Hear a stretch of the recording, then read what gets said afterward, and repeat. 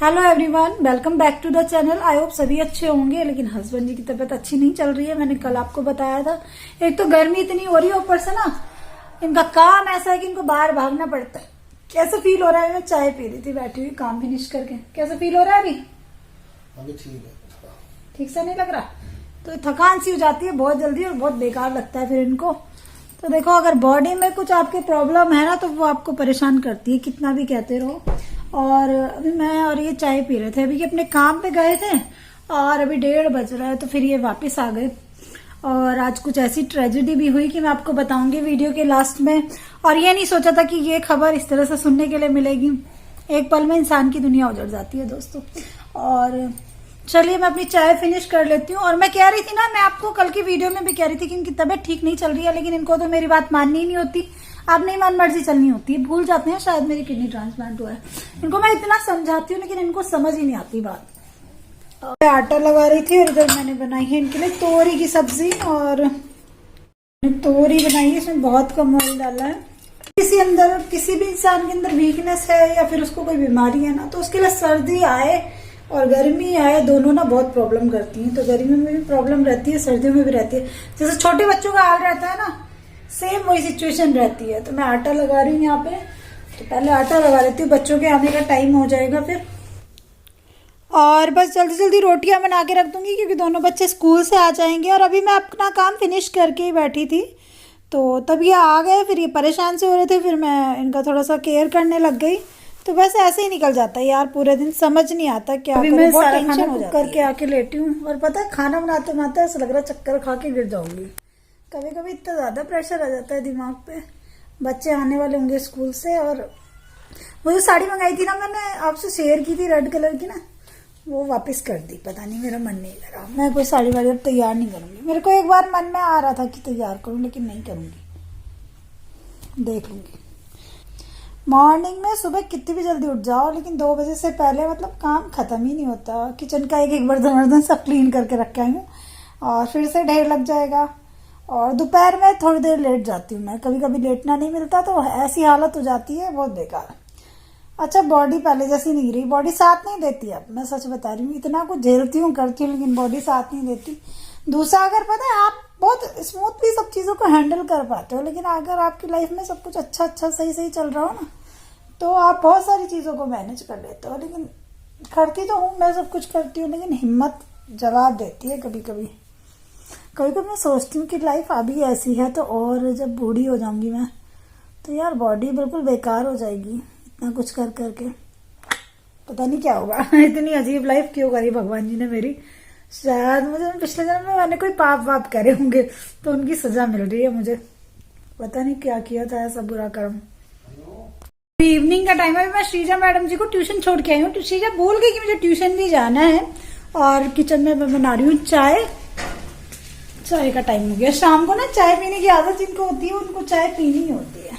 तो हस्बैंड जी के लिए फीकी चाय बनाऊंगी, लेकिन अपने लिए थोड़ा मीठा डालूंगी। और आज ना मैंने ये गाउन पहना, मैं आपको दिखाती हूँ इसका लुक। इसके साथ में ना यहाँ पे बेल्ट है, तो मेरे को समझ नहीं आ रहा बेल्ट पहनूं क्या नहीं पहनूं। अभी दिखाती हूँ आपको। दाल बॉईल होने के लिए रखी है, तो चाय बन रही है। दाल अभी इसलिए बॉईल कर रही हूँ क्योंकि इवनिंग वॉक पे जाऊंगी ना अभी। वैसे एक गाउन ड्रेस है मेरी और बहुत अच्छी लग रही है। वैसे तो इसका कलर भी अच्छा लग रहा है ना।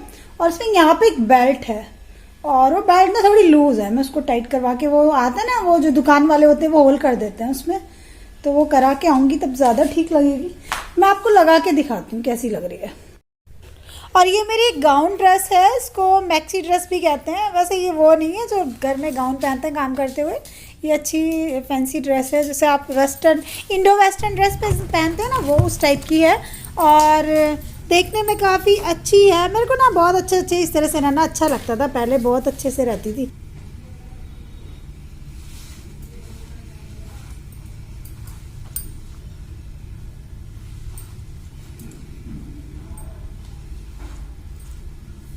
लेकिन ये मेरे को ना इतनी आ रही है, और इसमें होल है यहाँ पे, तो इसको यहाँ पे होल करा के अगर इसको ऐसे पहने, इसको बिल्कुल टाइट रखे, तो ये बहुत अच्छी लगेगी।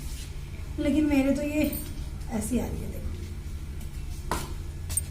इस तरह से ये ड्रेस है, इसमें इस तरह से बेल्ट लगा के पहनी जाएगी। लेकिन ये बेल्ट थोड़ा टाइट हो ना तो अच्छा लगेगा। तो मैं सोचू बाहर जाऊंगी तो इसमें एक होल करा के आऊंगी। देखो पास से दिखाती हूँ। और कैसी लग रही है ड्रेस आप लोग कमेंट करके जरूर बताना। और ये बहुत कंफर्टेबल है गर्मी में पहनने के लिए। जैसे मैं टी शर्ट्स पहनती हूँ ना उसी तरह से ये लॉन्ग में आ गई है। कलर भी काफी अच्छा लग रहा है, प्रिंट भी काफी अच्छा लग रहा है। तो चलिए चाय बन गई, चाय छान लेते हैं अपनी। और मैं सोची हूँ बाहर जाने से पहले दाल बॉईल करके जाऊंगी और आटा लगा के जाऊंगी, तो मेरे लिए इतना टफ नहीं होगा। और ये ना हाउस वाइफ इजीली पहन सकती है। ये बहुत लॉन्ग भी है। देखो मैंने तो इसके नीचे लोअर पहन रखा है, आप चाहे तो ऐसे भी पहन सकते हो। और इधर चाय बन गई है, 1 कप फीकी चाय हस्बैंड जी के लिए निकाल दी। अपनी चाय में शुगर डाला 1 चम्मच। तो चलिए चाय पी लेते हैं। आप लोग भी आ जाओ चाय पीने के लिए। चने रखे हुए सारे कपड़े गिले करेगा। अभी मैंने इसकी बेल्ट उतार दी है क्योंकि ये मेरी मजाक उड़ा रहे हैं। थोड़ा ढीली आ रही है, फिर भी पहन के घूम रही है। तो बाहर जाऊंगी तो इसकी बेल्ट ठीक करवा के आऊंगी। देखो वीडियो में जितने सीधे दिखते हैं उतने है नहीं, ये बहुत तेज है। हाँ तो जब मैं वीडियो बनाती हूँ सीधा मुंह बना लेता है। और अपनी 1 कप चाय पीने के बाद में मैं आ गई हूँ गली में वॉक करने के लिए। और आज गली में कोई भी नेबर नहीं था, मैं अकेली वॉक कर रही थी। बच्चे खेल रहे थे तो बस बच्चों के साथ ही मैं थोड़ा सा टाइम पास करके आ गई। और कुछ कदम चलते हैं तो बॉडी के लिए भी अच्छा रहता है, रोज वॉक करना है ना। और अपना भी मन अच्छा हो जाता है। तो इवनिंग के टाइम बाहर निकलना तो मुझे तो पसंद है ना। पूरे दिन घर में पड़े पड़े वही सब सोचते रहो, इससे अच्छा बाहर निकल जाओ, थोड़ा मूड भी अच्छा हो जाता है। कौन से चिप्स ले आए आज क्या दिए वाले मतलब ना टेढ़े मेढ़े कौन से हैं? लेकिन ये बहुत स्पाइसी हैं गर्मियों के हिसाब से। यूनिफॉर्म निकाल के रखी है इधर। और घर का सारा काम फिनिश करके गई थी तो उसका ये फायदा है कि घर पे आने के बाद अब मुझे ज़्यादा कुछ नहीं करना पड़ेगा। बच्चों के लिए 1 रोटी बनाऊंगी, 1 रोटी अपनी बनाऊंगी और हस्बैंड जी को दूंगी दाल जो कि मैं बॉईल करके रख गई थी। इस दाल में कोई तड़का नहीं लाऊंगी, हल्के नमक के साथ ही बॉईल करी हुई है। इसमें बस हल्दी है और नमक है। तो इसको बॉईल कर दिया था मैंने। ये मूंग की दाल है ना छिलके वाली, तो फाइबर तो अच्छा रहता है उनके लिए।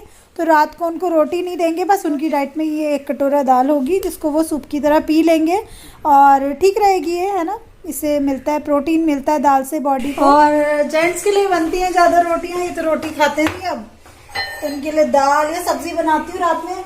लेकिन दिन में 1 टाइम मैं इनको रोटियाँ देती हूँ क्योंकि बॉडी में ना थोड़ा सा कुछ सॉलिड जाना भी जरूरी है, नहीं तो बिल्कुल ही भूखे भूखे ठीक नहीं रहता। और देखो मैं कितना सा आटा लगा के गई थी, अपने लिए दिखाती हूँ।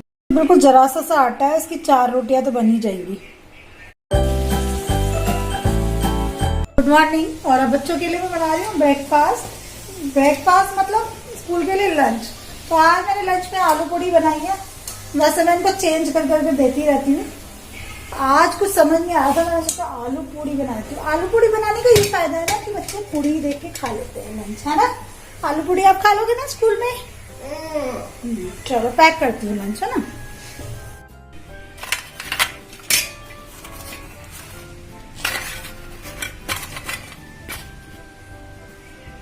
रेडी हो चुके हैं श्रीजा, मैं भी चलूँ क्या तुम्हारे स्कूल में? तैयार हो गई अपनी यूनिफॉर्म का। मास्क डब्बे में रखती हूँ लेकिन इतनी बुरी तरह तो नहीं निकाला करो और चीजें बिगाड़ने के लिए। देखो किताबों की अलमारी अब इनके जाने के बाद सब कुछ ठीक करूंगी। और इधर कपड़े पड़े हैं जिनको फोल्ड करके रखना है।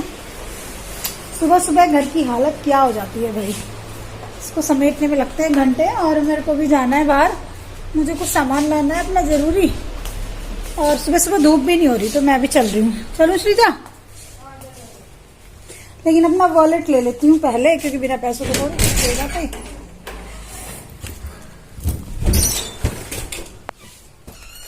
ये रहा।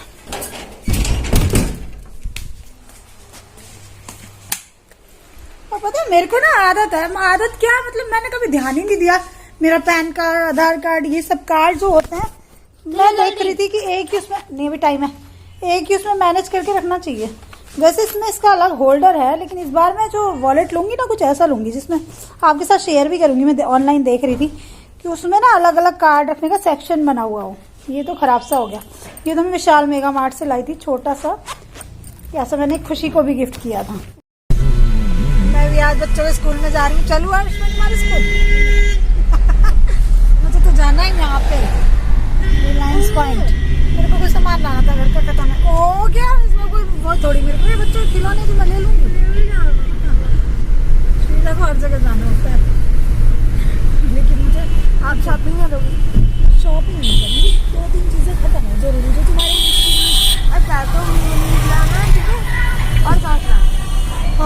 भी खत्म है, अच्छा याद दिलाया। यहाँ पर सॉस खत्म है बच्चों की। और बच्चों को स्कूल छोड़ के वापसी आ रहे थे और देखो कितना कंस्ट्रक्शन चल रहा है रास्ते में ना, 4 लाइन बन जाएगा अब यहाँ मेरठ में सब। और उसकी वजह से ना जो साइड में एक्स्ट्रा रोड पे आगे तक जो भी शॉप्स वगैरह या जिसके भी घर हैं वो तो सब टूट रहे हैं ना। उसके बाद में सड़क चौड़ी हो जाएगी। अच्छा भी है कि मतलब अच्छा सा हो जाएगा, मेरठ डेवलप हो जाएगा थोड़ा सा। और स्कूल की भी मतलब जो बिल्डिंग है ना उसकी जो बाउंड्री लाइन होती है वो बहुत आगे तक थी, वो भी सारी टूट गई है। कई सारे स्कूल है ना इनकी टूटी है। तो बस यहाँ पे काम चल रहा है अभी, तो मैं देखती हुई जा रही थी ये सब। तो मैं आ गई हूँ रिलायंस स्मार्ट, क्योंकि रिलायंस स्मार्ट बहुत जल्दी खुल जाता है। इसकी सबसे अच्छी बात ये है अभी लगभग 7:15 या 7:30 का टाइम है और इतनी जल्दी शॉप्स भी ओपन नहीं होती मेरठ में, मेरी गली में तो नहीं होती है ना। तो बस मैं यहाँ पे आई हूँ, मेरे को बहुत ज़रूरी 2-3 चीज़ें लेनी थी। और श्रीजा ने बोला था सॉस के लिए, सॉस हस्बैंड वाइफ हम दोनों ही भूल गए, याद ही नहीं रहा। तो हस्बैंड जी का तो शेविंग फोम ख़त्म हो रहा था और मेरी निविया वाली क्रीम ख़त्म हो रही थी। मतलब निविया के प्रोडक्ट मुझे पर्सनली बहुत ज़्यादा पसंद है, मैं बताऊँ। और ये स्किन को हार्म भी नहीं करते, सबसे बढ़िया बात ये होती है। तो निविया सॉफ्ट लेनी थी मेरे को। मैं गर्मी हो या सर्दी ये क्रीम ज़रूर लगाती हूँ, मेरी स्किन इससे ड्राई नहीं होती, ठीक रहती है।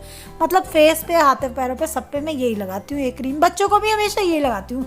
सक्षम को भी मैंने शुरू से यही वाली क्रीम लगाई है, कोई बच्चों वाली क्रीम नहीं लगाई, यही लगाई है। और हस्बैंड जी को भी अपना ये लेना था ना फोम जो होता है शेविंग का, तो उन्होंने भी ले लिया। और पहले मुझे लगा कि बाय 1 गेट 1 इस पर ऑफर चल रहा है, लेकिन इस पर ऐसा था नहीं। इस पर कुछ ऑफ था, वो बाद में मैं आपको बताऊंगी। कुछ राइस भी ख़त्म पड़े थे मेरे किचन के, तो पिछली बार मैं यहाँ से जो राइस ले गई थी वो अच्छे निकले थे। तो इस बार मैंने कहा ये वाले राइस दो, ट्राई करके देखती हूँ। 2 kg लाई हूँ सिर्फ, और थोड़े से लेते हैं तो ठीक रहता है, पता चल जाता है कैसे बनेंगे। हस्बैंड जी की शेविंग क्रीम ख़त्म थी और मेरी सबसे ज़रूरी चीज़ जिसके बिना मेरा काम नहीं चलता, मेरी निविया सॉफ्ट, इसके बिना मेरा काम नहीं चलता। मेरी स्किन बड़ी अजीब हो जाती है, तो इसको मुझे सर्दी और गर्मी रेगुलर में लगाती ही हूँ। और पिंपल नहीं होते वैसे इसको लगाने से मुझे। और राइस भी राइस थोड़े से ही लाई हूँ, मैं ट्राई करने के लाई हूँ कि ये कैसे निकलेंगे। और मुझे लगा ये बाय 1 गेट 1 वाला ऑफर चल रहा है, उन्होंने लिखा हुआ था कि बाय 1 गेट 1, बट क्या है इस पर 100 रुपीज़ ऑफ में, बाय 1 गेट 1 नहीं था। कोई फर्क नहीं पड़ता, गर्मी में वैसे भी पड़ी पड़ी फिर मेल्ट सी हो जाती हैं। तो पहले ब्रेकफास्ट करते हैं, ब्रेकफास्ट बनाते हैं। जी ने तो नहा के दिया लगा दिया, अभी शेविंग कर रहे को, तो अभी लेट हो जाएगा, घर की क्लीनिंग भी करनी है, तो मैं तो अभी देर बनाऊंगी। हाँ जी, नाश्ता बना लूं? चलो आप तो शेव करो अपनी, है ना। तो शेविंग क्रीम खत्म थी तो उसके बिना क्या शेव बनाते। चलो ब्रेकफास्ट बनाते हैं। हाँ, और अभी बेडरूम में बैठी हूँ मैं, और फिर ब्लॉग को एंड करने से पहले आपसे कुछ बात करूंगी। मैं आपको बता रही थी ना कुछ ट्रेजेडी के बारे में। तो पड़ोस की एक भाभी है, उनके पापा एडमिट थे, काफी दिनों से अच्छी फ्रेंड है मेरी, हॉस्पिटल में उनको हार्ट की प्रॉब्लम हुई थी कुछ। मेरे को ना आज जब भी वो बात करती थी तो अपने पापा की याद आ जाती थी, क्योंकि मैं पापा को देख ही नहीं पाई थी लास्ट टाइम में, और कल वो की डेथ हो गई। और मैं उनको रोज समझाती थी कि ठीक हो जाएंगे अंकल, ठीक हो जाएंगे, परेशान मत हो। पता है अपना अगर कोई एडमिट होता है, ज्यादा बीमार होता है, एक होप सी होती है दोस्तों, है ना, आशा होती है कि ठीक हो जाएंगे। वो भी वेंटिलेटर पे थे काफी दिनों से, और मेरे को याद आता था कि मेरे पापा जब वेंटिलेटर पे थे मैं उनको लास्ट टाइम देख भी नहीं पाई। तो मेरे को एक उम्मीद रहती थी, मतलब अपने आप ही, कि चल यार मेरे पापा तो ठीक नहीं हुए, इनके ठीक हो जाए। काफी केयर भी कर रहे थे वो लोग, हॉस्पिटल में थे उनके साथ में। 1 मंथ हो गया था हॉस्पिटल में एडमिट हुए। तो कल वो नहीं रहे, तो जब परसों शाम की बात है, जब वो आंधी तूफान आ रहा था, मैंने अचानक से उनको कॉल किया तो पता चला कि वो सब खराब हो गया, कि भाभी सब खराब हो गया। तो सुन के बहुत दुख हुआ, और मेरे को ना बहुत धक्का सा लगा इस बात का। और मैं सच बताऊं, कल मॉर्निंग में फिर हस्बैंड भी गए जब उनका संस्कार था, और मैं नाश्ता कर रही थी, और मुझे ना इतना रोना आ रहा, मैं सच बताऊं ऐसे रोना आ रहा, बहुत रोना आ रहा। मतलब लाइफ क्या है यार, इंसान की लाइफ कैसी होती है कि इंसान एक पानी का बुलबुला सा है, आज है कल नहीं है। और ये देखो सबको पता है कि एक ना एक दिन सबको जाना है, लेकिन जब अपने का किसी का हाथ छूटता है तो बहुत दर्द होता है। पेरेंट्स बहुत कीमती चीज होते हैं हर एक बच्चे के लिए।